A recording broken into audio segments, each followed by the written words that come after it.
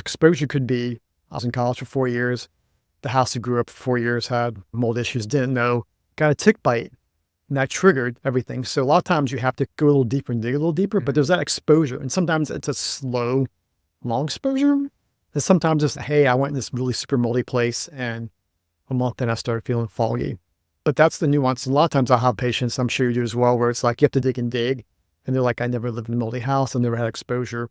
But also realizing that it's not just the water damage building. There's also these other things, breast implant illness, dental issues. So that's where the exposure gets a little deeper. If you're in the military, chemical exposure, pilots are exposed to a lot of petroleum biotoxins.